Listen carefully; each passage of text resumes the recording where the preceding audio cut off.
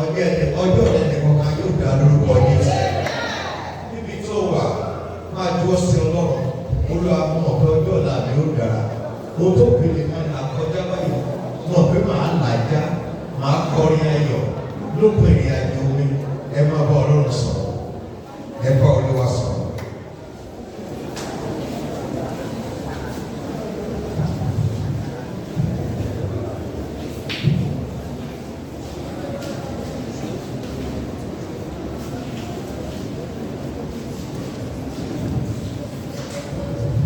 Jésù Kristi Olúwa wa. Ayérayé gba ọpẹ́ wa. Gba ẹ̀yìn wa pẹ̀lú. A mọ̀ pé ọjọ́ ọ̀la wa yóò dára. Olúwa ràn wá lọ́wọ́. Ohun tó ká lè máa là kọjá. A mọ̀ pé lópin ìrìn àjò. A ó yẹ ẹ̀yìn Ọlọ́run lóko rẹ̀. Ẹ ṣé Ọlọ́run. Jésù Kristi Olúwa wa. Ẹ jẹ́ ká pàtàkì Jésù kájọ. Ẹ ṣé. Mo kí gbogbo ẹ̀yin ọlọ́pàá kú ìsinmi òní ẹsẹ̀ pé ìpàdé orí òkè eléyìí tí a lọ ní ọjọ́ Friday a lè kí àwọn obìnrin náà fún gbogbo ìpàdé tí wọ́n lọ ṣe lágbára Ọlọ́run máa yà fún wa ìyá yóò dùn sí wa ìyá náà yóò ṣẹlẹ̀ láàárọ̀ yìí à ń yẹ pàtàkì wò ní Bíbélì wa ó tẹ̀lé wípé ohun tó bẹ́ẹ̀ ní Bíbélì ló ṣe pàtàkì ṣùgbọ́n a gbọ́dọ̀ máa yẹ àwọn ọ̀rọ̀ náà wò torí ìrìn àjò tó bẹ níwájú wa ìrìn àjò láti ayé yìí sí ọ̀rọ̀ a gbọ́dọ̀ sì máa yẹ ọ̀rọ̀ náà wò. Àwọn ìbéèrè kan ní àwọn ẹ̀ka máa ń gbé lọ́wọ́ ara wọn àtọ́wọ́ àwọn ènìyàn pé kí ni mo sì lè mọ̀ pé mo jẹ́ Kristẹni, kí mo sì lè mọ̀ pé mo ń lọ sí ìjọba ọ̀run, kí ni ìdánilójú láti mọ̀ pé mo ti di ọmọ Ọlọ́run. Àwọn ìbéèrè yìí ó máa ń wọ́pọ̀ tí àwọn ẹ̀ máa ń béèrè ní ọwọ́ wa. So a fẹ́ kó kan díẹ̀ níbẹ̀ kó àkókò lè mọ àyè tí òun dúró sí. Bí ènìyàn bá ti di ọmọ Ọlọ́run, àwọn nǹkan yóò di tuntun nínú ayé ẹ̀. Àwọn nǹkan tó ń ṣe tẹ́lẹ̀ kò lè ṣe mọ́.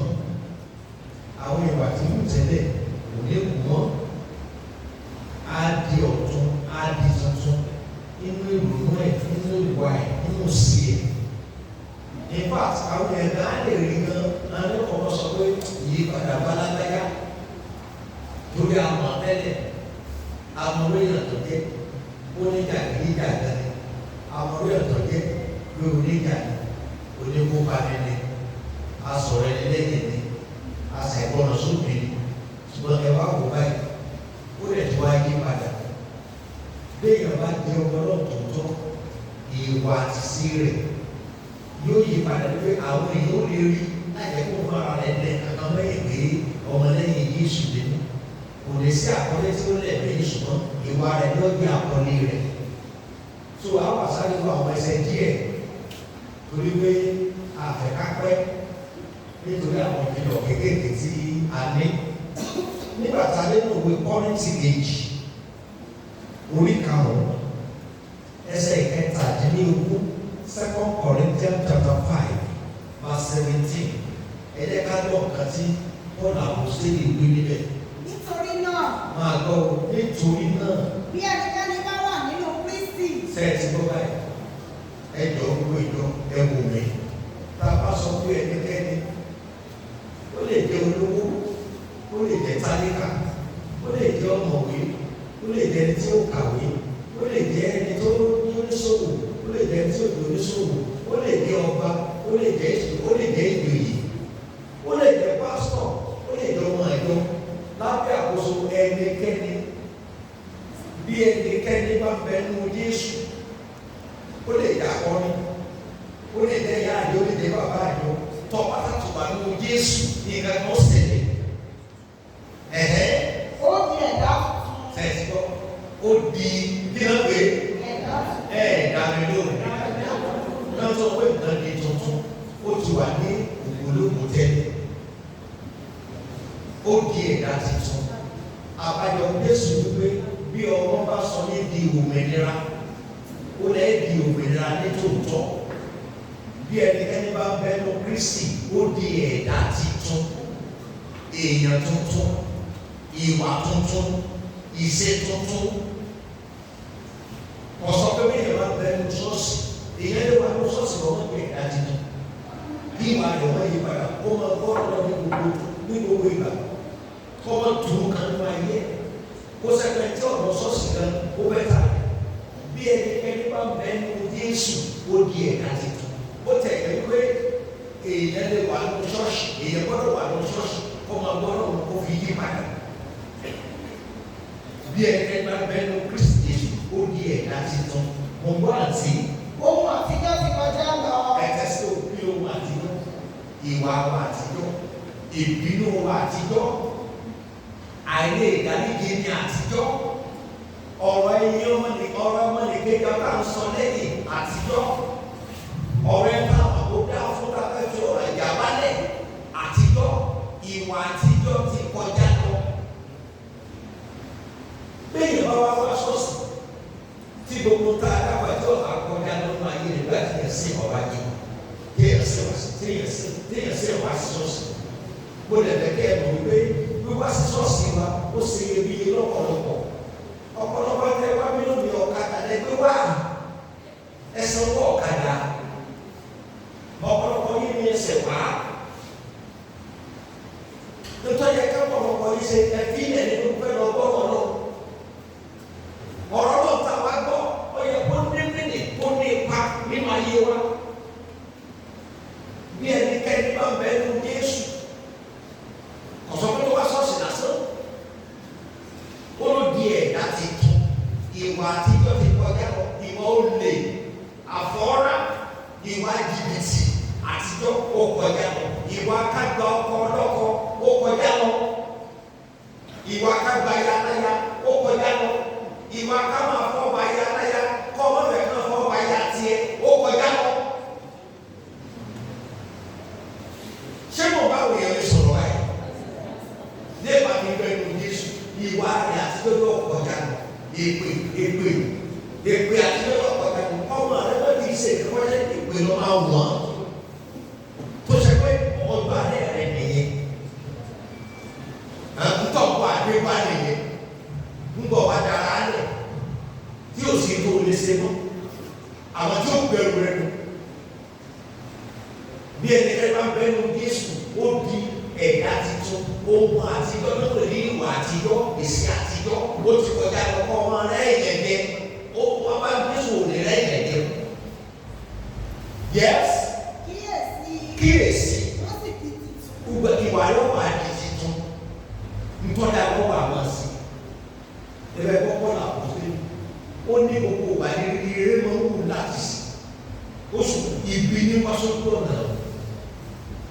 ọ̀nà ti gbàdúrà ní kí ìrìn wà kó wà ní ìrìn asán pẹ̀lú àwọn aka ọjọ́ tó ti wọnú ṣọ́ọ̀ṣì aló ti bẹ̀rẹ̀ ṣọ́ọ̀ṣì pírígẹ́mù alógún ọdún rẹ̀ pẹ̀lú náà ní 28 years 25 years 30 years 20 years fáre àti ẹ̀rù pápá ọ̀rọ̀ tí ìgbà tó ń bẹ̀rẹ̀ ṣọ́ọ̀ṣì ṣùgbọ́n sọ ọ̀rọ̀ tí wọ́n yẹ wà ní rẹ̀ kẹ́kẹ́ yí padà nígbà tó ti bẹ̀rẹ̀ ṣọ́ọ̀ṣì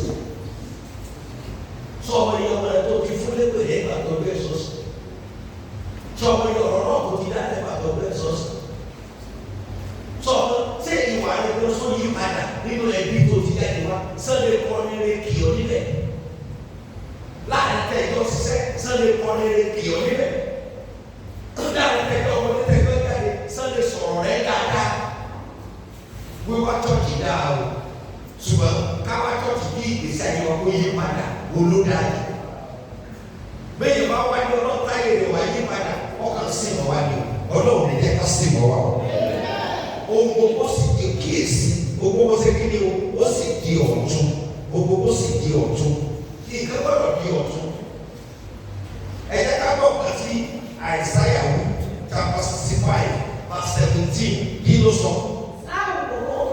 Ọlọ́run sọ ló ní sáà wò. Èmi ò dá ohun titun àti ayé titun. Fẹ́ẹ̀kọ́, èmi ò dá ọ̀run titun. Ẹ wò mí àti ayé titun. Bí ọ̀run àkọ́kọ́ àtayé àkọ́kọ́ tí ò bá ní àbùkù, Ọlọ́run ní sọ pé ó máa yọ ọ̀rọ̀ tuntun ayé tuntun. Bí ayé wà wá ní tí ó wà ní àbùkù kò ní ìka sọ pé ká yìí sí tọ́. Tọ́pẹ́ ọ̀rọ̀ wa ayé wa ó wu Ọlọ́run wu ènìyàn kò ní ìka sọ pé a gbọ́dọ̀ di àtọ̀ mi. Èmi ọ̀dọ́ ọ̀rọ̀ tuntun àti ayé tuntun yẹ́sì. A kì yóò sì rántí àwọn tí ìṣáájú. Máa lọ, a ò ní rántí àwọn tí ṣáájú lọ. Bí èèyàn bá di titun nígbàgbọ́ àtẹ̀yìnwá. Nígbàgbọ́ àtẹ̀yìnwá. Gbogbo ọ̀rọ̀ yóò bí wípé iye ọdún mẹ́ta ó ń gbóná ní òkúta tó ń bí sí. Bí iye ọdún mẹ́ta bá tó ń gbóná ní òkúta, ó jẹ́ wọ́ra nìyẹn. Ọdún mẹ́ta ìtumẹ̀ náà ni pé ìwà táwọn èèyàn ń ṣe lọ́dún mẹ́ta kò kó ọ̀kan ní àbúrò bá gbèsè.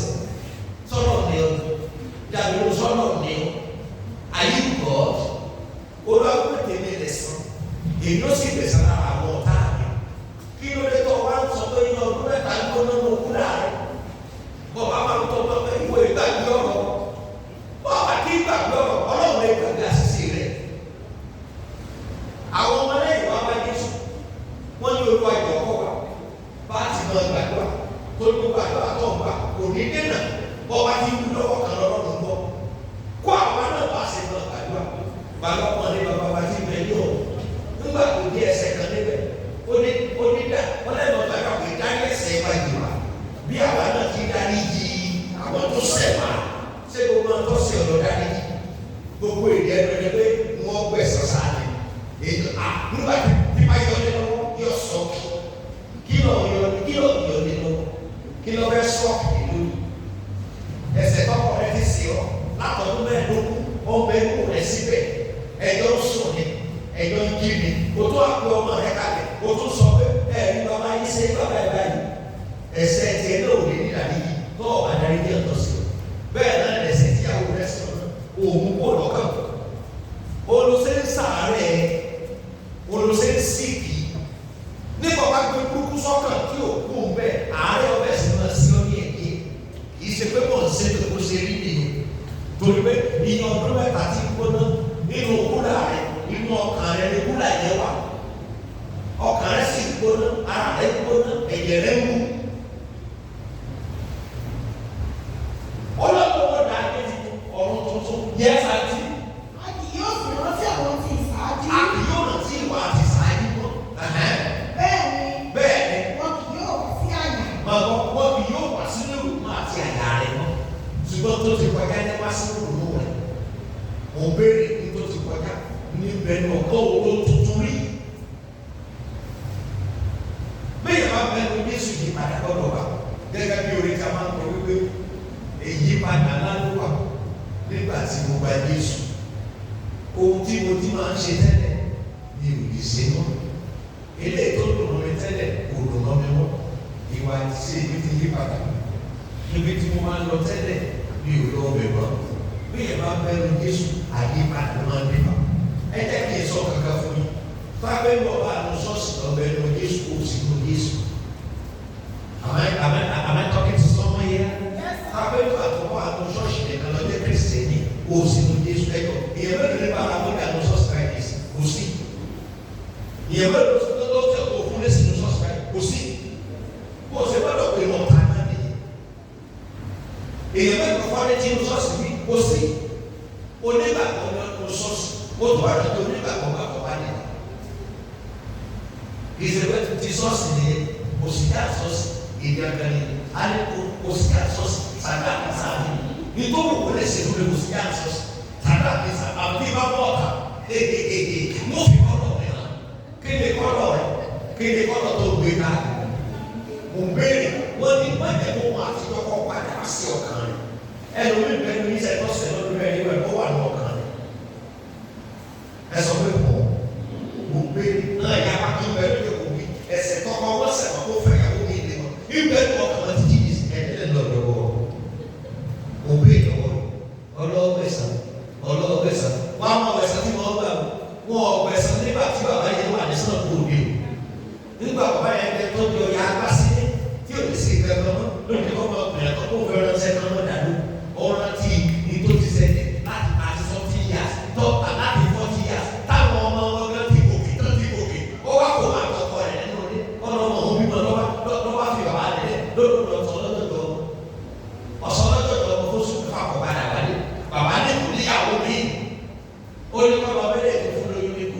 ìwọ lọ́lọ́run ni abájọ tọrọ rẹ fi rí báyìí o lè tọ́jú ọ̀rọ̀ rẹ lẹ ìyá rẹ tó gbé mo fẹ́ gbèsè fún ara rẹ ilé tó lọ́wọ́ fọwọ́ sí bẹ́ẹ̀ yẹn bá bẹ́ẹ̀ lọ Jésù ó di ẹ̀dá tuntun ni fi ọlọ́run lè jẹ́ kó ṣe ìdájọ́ kó o tó láti ṣe ìdájọ́ wọ́n bá fẹ́ ṣe ìdájọ́ bá ṣe mistake kọ́ wa bí a ti ń gbàdúrà ó lè dárí ẹ̀ṣẹ̀ wa jù wá ẹ̀ parí ẹ̀ bí a ti ń dárí jì àwọn tó ṣẹ̀ wá ìgbésí ayé ọgbọ́dọ̀ yẹ bàtà kaba jẹ ọgbọ́dọ̀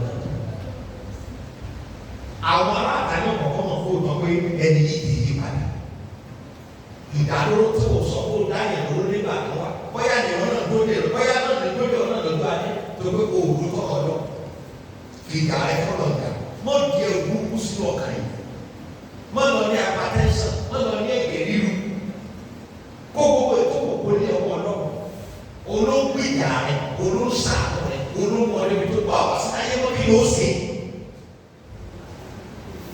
hallelujah somebody so òfin náà àwọn béèrè lọ́dọ̀ wà lè mọ̀ náà béèrè pé ṣé lóòótọ́ mo já dọ̀mọ́ ọlọ́run báyìí àbí mi ò tí wàá dọ̀mọ́ ọlọ́run lọ́dún tí bàbá yìí sùn ṣé lóòótọ́ mo ti di àtúnbí àbí o tí ì dàtúnbí lọ́dún tí bàbá yìí sùn sóòsì jáde sóòsì gbogbo lóko mo béèrè sóòsì lọ́ọ́ parí ìyàwó ló tẹ̀ àwọn lọ́ọ́ parí ọkọ ọlọ́kọ àwọn ìbéèrè mi mo béèrè ṣé inú rẹ tó sọ ọmọ ẹnìkejì rẹ gbogbo sóríire orí ọmọ kan ó sóríire sínú rẹ lọ sí mo béèrè pẹ́sìtà rẹ inú rẹ gbọdọ̀ lọ sí gbogbo ọ̀rọ̀ ní mú ìyá sóríire bí inú rẹ bá ti ń bàjẹ́ sí ìtẹ̀síwájú ọmọ ọlọ́mọ òtí ìdọ̀mọ̀ lọ sọ fọlọ́ ẹ̀mí burú ìkọ́lọ̀ ọmọ lè dàdé kí ọ̀nà lè bá àfọ àwọn ọmọ tí wọ́n pa àrẹ gan bí. Why pastor tell sọ̀rọ̀ báyìí ìdí omi sọ̀rọ̀ ẹ̀ ní ilé ọlọ́run ẹbí kì í ṣe ilé àjọ kì í sọ sípítà kì í ṣe inú ọjà ibi tó fi lé fún àrẹ pé mo fẹ́ lọ ṣọ́ọ̀ṣì lé ní o kọ́nà ìjọba sáà ló kọ́ bá fẹ́ pàdé nítorí náà mi lè ní bá ọ sọ ó ṣe sọ́wọ́ ìjẹ́tọ́ láìkì yìí ò kàn mí ṣùgbọ́n kí ni sásọ̀ kan tí ọlọ́run fẹ́ o lè láìkì rẹ̀ o lè mọ́ láìkì rẹ̀ ní o ti bísínẹ́sì rẹ̀ èmi àtọ́lọ́ làjọ níbẹ̀ pé tó mọ náà sí ẹ tó sọ̀rọ̀ sọ mo sọ àbọ̀ bẹ̀rù mo bẹ̀rù gbogbo ẹ̀ mọ sọ tí mo bọ́ èmi ọmọ ẹ̀yìn náà ní ẹ̀wọ̀ ẹ̀yà ọgbà mi mọ̀ ọ́ bí ìbá bẹ́ẹ̀ni Jésù ohun àtijọ́ ọ̀gá lọ èmi tí mo bá yé sọ̀rọ̀ yìí mo ti sọ láìmọ̀ ní ìgbà mo tún mọ̀ tó sùn ìyàtọ̀ mi lójókòó ọ̀gbà kò lè kiri mi níbi kí ọmọ ilé èmi ò jáde tún ájà káfa ìtẹ̀kọ̀ èmi ni mo wà pẹ́ kọ́tọ́ lẹ́kọ̀ọ́ yẹn lè king of boys ní àpapọ̀ àdé ìmúlẹ̀ sọ̀rọ̀ tó túnọ̀ sí ọba àwọn ọ̀dọ́ ọgbà yẹn ló bẹ̀ sọ̀rọ̀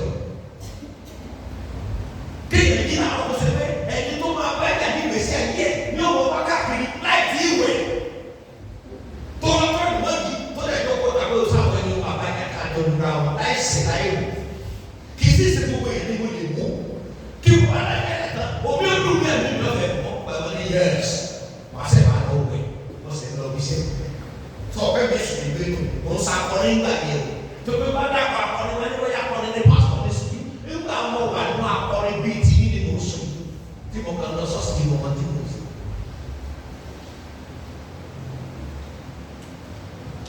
ó yà kẹ̀lẹ́ lọ́jọ́ kan ní bíbélì tí mo wà sùn fún yìí àwọn muslim tó bẹ̀rẹ̀ lọ ní king of boys young star ṣé mo dàgbà lọ́wọ́ ayé ní ìlú fana mi lọ.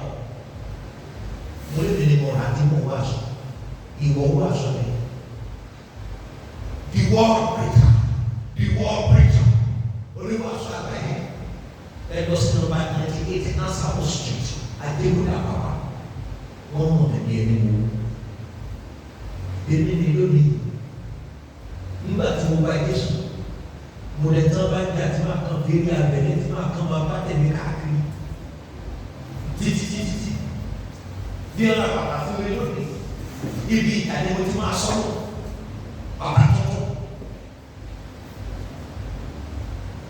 lọ́jọ́ tí mo di àtúnbí lọ́dọ̀ àgbàtàn tó ṣe àkóró yìí mi ó lọ tọ́jú gba ìlà ṣùgbọ́n ọlọ́run ò ní ìtumọ̀ náà ayé ni mo ṣe bá ìjọ sọ̀rọ̀ lónìí mi ò sọ lórí tí mo kà ló pé nìkan mo sọ lórí tó ṣẹlẹ̀ náà ayé I'm not talking of the Bible alone. I'm talking from experience what I pass through. So mo mọ tí ìgbà láyé bẹ́ẹ̀ yóò bá bẹ́ẹ̀ ní Jésù gbèsè ayé rẹ̀ máa yí padà àdúgbò náà kọ́kọ́ mọ̀ pé kankan ṣẹlẹ̀ yìí nínú ọ̀rọ̀ nínú ìṣe nínú ìwà rẹ̀ ó ṣe àti òkú àti ọ̀pẹ̀ ọmọlẹ́yìn Jésù ní Kírísítẹ́nì òṣòro tó jẹ́ Kírísítẹ́nì kí wàá ní wọn Kírísítẹ́nì àwọn èèyàn bíi Kristi àwọn èèyàn bíi Jésù tí ìwà àti ṣe wọn jọ Jésù àpè ní Kírísítẹ́nì bọ́ọ̀rọ̀ rẹ̀ ọ̀bá tí ìgbàgbẹ́ yẹn ó yẹ kó gbàdúrà kọ́nà kó sọ ní àtúntò kó sọ ní títún ó gbọ́dọ̀ ní tuntun ó gbọ́dọ̀ ní nǹkan náà tiẹ̀ irú ọ́fíìsì tó ń kọ́ wa ọba ní ìjọba ọ̀rọ̀ gbogbo ẹnu mo fi sọ mi ò sọ pé kí ló ní yàwó yìí 1 million yẹn ká má lè lọ sọ lórí ọ̀rọ̀ bí 1 million bá wọnú chọ́ọ̀kì ń ta máa bọ̀ sọ kọ́ bá wọ bí kí pẹ́sẹ̀ntì yìí wọ bí tí màá sọ ní mo sọ torí tí ọ̀rọ̀ sọ ìyípadà gbọ́dọ̀ bá wa nígbà tá a bá la di Kristian tá a bá la di àtúntò lórúkọ Jésù yóò dára fún wa. Kólósè orí kẹta ẹsẹ̀ kìíní sí ẹsẹ̀ kẹta ẹ̀jẹ̀ ká gbọ́ pàtó. Máa gbọ́ Kólósè orí kẹta ẹsẹ̀ kìíní sí ẹsẹ̀ kẹta àti Colossians chapter 3 verse 1 to 3. Kí ló sọ bọ́ọ̀lù sísè? Ǹjẹ́ bí a bá ti yí yín dídẹ pẹ̀lú Kristi. Sẹ́ẹ̀tì wọn tẹ́sítò ẹ wo mi gbogbo ìjọ ẹ fọ́ mọ́ ẹ ẹ tó sùn ẹ jí dìde ẹ tó kú ló jí dìde. Wọ́n sọ pé tá a bá ti jí dìde pẹ̀lú Jésù ẹ tó sùn náà máa ń jí kábẹ́ tó kù. Ẹ máa ṣàfẹ́rí àwọn nǹkan tí ń bẹ lókè. Sọ̀rọ̀ àwọn nǹkan tí ń bẹ ní ọ̀dọ̀ lórí kọ́ wọn ṣàfẹ́rí bí àlàáfíà bí ayọ̀ bí ìtẹ̀síwájú ọmọnìkejì rẹ yóò mìíràn sí ohun tó dáa ẹ máa ṣàfẹ́rí kan tí ń bẹ lókè ọlọ́ọ̀dẹ kọ́ ọmọ dídá lẹ́nu ẹbí rẹ ọlọ́ọ̀dẹ kọ́ ọmọ dídá lẹ́nu sọ́ọ̀sì ọlọ́ọ̀dẹ kọ́ ọmọ dídá lẹ́nu ọ̀dà kẹ́tì ìtajà ọlọ́ọ̀dẹ kọ́ ọmọ kọ́ ọ̀tẹ̀jọ kọ́ yọrí ara rẹ ọlọ́ọ̀dẹ kọ́ ọ̀dájàdẹ kó ló bẹ dákọ̀ ọ̀rọ̀ bẹ kárí ẹ ọlọ́ọ̀dẹ kọ́ ọmọ sọ̀rọ̀ ìfàṣà sí àwọn aṣáájú rẹ níbi tẹ́ ti ń tajà àwọn aṣáájú rẹ kan bẹ́ẹ̀ ọlọ́wọ́ fi ọ̀dùn tó bí sí ọ̀dẹ́ láti sọ̀rọ̀ sí wọn nínú ẹbí tó ti jáde àwọn aṣáájú kan bẹ́ẹ̀ tí wọ́n ju ọ̀lọ́ ipò tó wọ lè wà láyé ọlọ́ọ̀lẹ́ dá ọ̀dá ẹ̀gbọ́n lọ ó gbọ́dọ̀ fi respect aṣáájú ọgbọ́dọ̀ fi fún wọn bẹ́ẹ̀ ni ibi iṣẹ́ tó wà.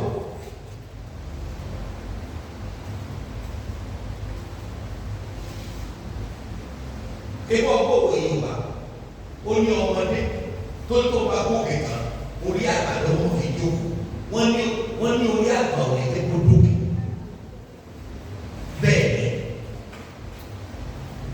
ìwà gbọ́dọ̀ ní padà ká máa wọ sí ilẹ̀ lókè kò sí dẹ́gbọ̀n lókè wọ́n dà dẹ́gbọ̀n lẹ́nu eyín mọ́ kò sí dẹ́gbọ̀n lókè wọ́n dà dẹ́gbọ̀n lẹ́nu ọjà kò sí dẹ́gbọ̀n lókè wọ́n dà dẹ́gbọ̀n lẹ́nu ìjọba kò sí dẹ́gbọ̀n lókè wọ́n dà dẹ́gbọ̀n lẹ́nu ọ̀nà ìjọba ní skul yes. Níbi tí Kristi gbé wà tí ó jókòó ní ọwọ́ ọ̀tún Ọlọ́run. So Ẹ máa ronú àwọn nǹkan tí ń bẹ lókè kì í ṣe àwọn nǹkan tí ń bẹ ní ayé. sọ́dọ̀ ìjà ọwọ́ àtàyè wàhálà ọwọ́ àtàyè oògùn owó ọwọ́ àtàyè bó ṣe apàtàn ìrètí ọwọ́ àtàyè bó ṣe apàtàn kan lọ́dẹ̀ tó fi amókè nítorí àtàyè tọ́ba mọ́kè ọ̀dọ́ wo lọ́dọ̀ tó lè kú ubéèrè tọ́kùnrin Nítorí ẹ̀yin ti kú. sọ ti kọ́ báyìí bẹ́ẹ̀ bá bẹ́ẹ̀ lọ Kristi ó ti kú sí àwọn ìwà tí ọ̀dà ibi tẹ́lẹ̀ ní pé bàtà sì ní omi fún mi táwọn náà ṣe ìrọ̀lẹ́ fún ẹ̀yìn náà táì tẹ atẹ́yìn sínú omi yàtọ̀ pé wọ́n bẹ́ẹ̀ ní pẹ̀lú Jésù wọ́n bẹ́ẹ̀ ní pẹ̀lú ìwàkuwà ìbàtà gbé ẹ̀jí ìdè pẹ̀lú Kristi ìtumọ̀ rẹ̀ omi nìyẹn wọ́n mú ọ̀rọ̀ sí ìtúndò wọ́n rí ọ̀gbọ̀n gbogbo ọ̀bẹ olúgbọ̀dọ̀ kọ̀ọ̀fà rẹ̀ láti òṣìṣàjà máa tẹ ọ sínú omi lẹ́sẹ̀kẹsẹ̀ àti ìjọ sókè pé gbogbo wàhálì àtijọ́ àti símọ́ omi o ìrìn àrìn àtijọ́ àti símọ́ omi o kágbọ́ ọ̀pọ̀lọpọ̀ rẹ̀ àti símọ́ omi o kọ́ ọ̀dàgbé bóòlù sẹ́kọ̀ọ́ wájà pé bàdàn ti arí ọ àti símọ́ omi o àwa gbé òde ó ní ẹ̀yin ti kú pẹ̀lú Kristi. A sì fi iye yín pamọ́ pẹ̀lú Kristi nínú Ọlọ́run. A fi iye yín pamọ́ ìgbàlà yín pamọ́ nínú Kristi nínú Ọlọ́run. Yes. Nígbà tí Kristi. Ẹni tí í ṣe ìyè wa. Yóò farahàn. Nígbà náà lẹ́yìn pẹ̀lú. Ẹ ó farahàn pẹ̀lú rẹ̀ nínú ògo. Gbogbo nígbà tó fẹ́ máa pẹ̀lú Ọlọ́run ògo ó gbọ́dọ̀ jẹ́ ní ìyípadà. Bí ẹgbẹ́ bá gbin àgbàdo tí ọ̀pá kọ́kọ́ rà kò ní mú ewé jáde kò ní má gbàdo gbé jáde. Àkọ́kọ́ sí ọmọ àgbàdo tó tó mú eré àgbàdo jáde. Á sin iṣu yọ̀ọ̀rà kó tó mú iṣu oríire iṣu jáde. Bẹ́ẹ̀ náà ni a sì gbọ́n fún láti bẹ́rẹ̀ ìwà rí àtijọ́ kó lè mú ìwà tuntun jáde. Ó ṣáájú pé onígbàgbọ́ tó ń dọ́rọ̀ onígbàgbọ́ ń là ń rí ní ẹjọ́ lóde là ń rí ní hospital là ń rí ní police station lọ́la náà bá mú olè ní mẹ́rin ẹ̀rẹ́ ẹ̀dájọ́ lórúkọ Kristi ẹ̀rẹ́ wọn níbẹ̀ wá. Mo béèrè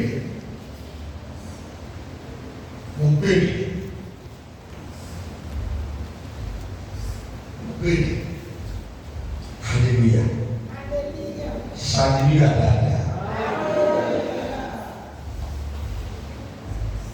Colossians 3:17 kí ló sọ? Ohunkóhun tí ẹ̀yin bá sì ṣe. Nígbà tó o bá ti di tuntun tán sọ ọkọ ẹ ohunkóhun tí o mọ̀ sí àbí tí ẹ bá ń ṣe lẹ́yìn ìgbà tó o sọ pé o ti di tuntun tán yes. Ní ọ̀rọ̀ tàbí ní ìṣe. Bẹ́ẹ̀ni lọ ní ọ̀rọ̀ sórí tọ́wọ́ abẹ́ kan sọ sí ọmọ sọ sí yẹn ẹ̀dá ojú bẹ́ẹ̀ wò mí. Bíbélì wípé ta lẹni tó gbé ẹni tó lè kó ara ẹ̀ lẹ́yìn ìjánu. Nígbà tá a dé ní Jákọ́bù orí kìíní ẹsẹ̀ 26 orí tẹ́ ẹ bá rí ẹnìkan tó lérò pé òun sin Ọlọ́run tí wá sọ́sù tí ọba lè kó ara ẹ̀ ní ìjánu ẹ̀ parí ẹ̀ ó ní ìsinmi wa rẹ̀ ó ní asán ni. Ìsinmi ò ní ká sí asán. Ta ló sọ̀rọ̀ ní sọ́ọ̀sì láì ọ̀sẹ̀ tó sọ̀rọ̀ nígbà bá dé ní ọjà kó rọ̀rọ̀ tó ń sọ. Bóòlù ètè tó ṣẹlẹ̀ kọ́sọ́mà tó gbọ́ nígbà rẹ̀ tí ọ̀dá. Ìgbésẹ̀ tó bá gbé ní sọ́ọ̀sì ẹ̀ kó gbé nígbà tó bá kó ní sọ́ọ̀sì. Okun tẹ̀ máa ń ṣe nínú ọ̀rọ̀ tàbí nínú ìṣe ẹsẹ̀ kìíní. Ẹ máa ṣe gbogbo wọn ní orúkọ Jésù Olúwa. Báwo lè fẹ́ lọ sí àgbèrè lórúkọ Jésù mo fẹ́ sí àgbèrè?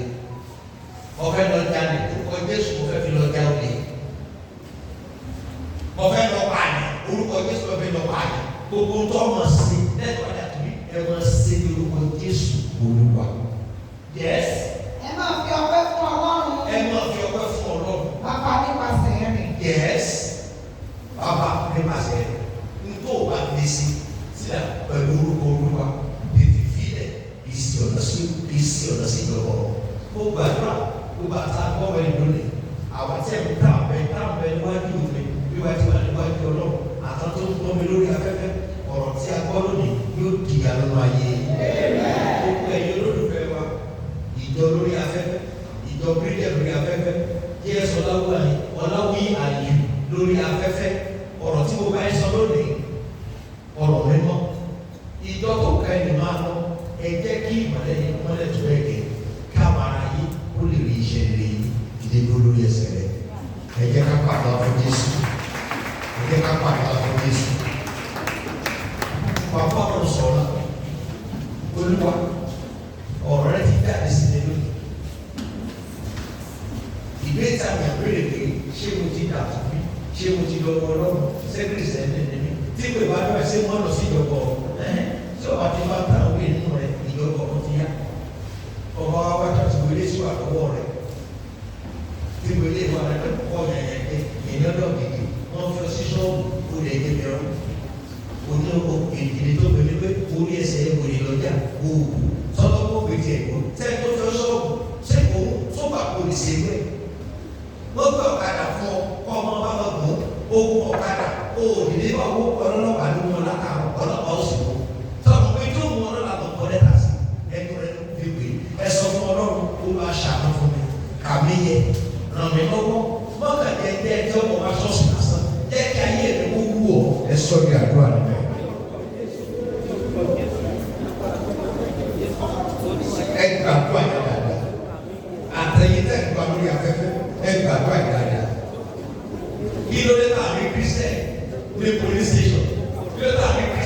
lẹ́wọ̀n ẹ gbàgbọ́ ìdáadáa bí ó tọ́ mú olè náà tó tọ́ bẹ́ẹ̀ tó tó wọ kírísítẹ́nì náà ẹ gbàgbọ́ ìdáadáa ẹ sọ di àdúrà nílẹ̀ ọlọ́run ṣàánú fún mi.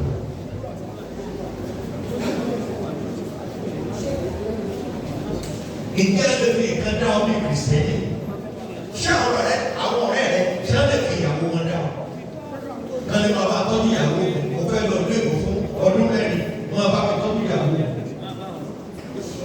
Mo béèrè ṣé wọ́n lè fi owó dá ọ. Kan pé mílíọ̀nù sí àkáǹtì rẹ pé ìwọ àtẹ̀lé nìkan ló mọ̀ ọ́ sóòlì náà ó kò tó lè pa ọ́ tó dá. Mọ̀ bọ́ ọlọ́run sọ̀rọ̀. Ìwà àti sẹ́lẹ̀wẹ̀tì Kristi.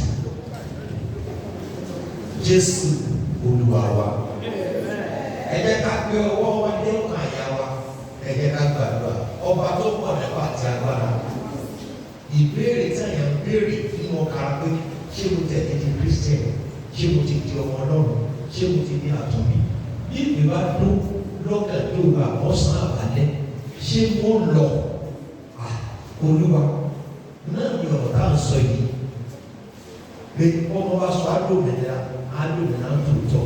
Gbogbo ìwà àtijọ́, ìṣe àtijọ́, gbogbo abánẹ́pá ní ẹ̀rọ. Bọ́ọ̀lù wípé ó bá ní pé kò sí tó dáa pé burúkú ní fásitì ọ̀nà. Àwọn òkúpẹ́ pé Jésù gbà jẹ́ká náà jẹ́ká ní dùpẹ́. Ara wa méjì okó dodo ọ̀rọ̀. Olúwa ẹ̀rí mi o, ogun tẹ́ ẹran mi ni mo jẹ́ bẹ́ẹ̀ ti rántí láì ojú ẹ̀rẹ́kẹ́ni. Nígbà táyà ẹ̀ bá wọ̀ lọ́wọ́ èmi pẹ̀lú wọ́n yẹ dèrò ọ̀run àbáyé. Gbogbo olùkọ́ ọ̀rọ̀ pátá lẹ́yìn kan dèrò ọ̀run àbáyé. Gbogbo tó gbọ́ ọ̀rọ̀ pátá ìsíníyè tòótọ́ yẹ gbogbo ọ̀run ayé wọn. Bẹ́ẹ̀ ló máa rí Kristi Olúwa wa. Adéjọ́ mẹ́ta gbọ́dọ̀ kàn sí ọlọ́run.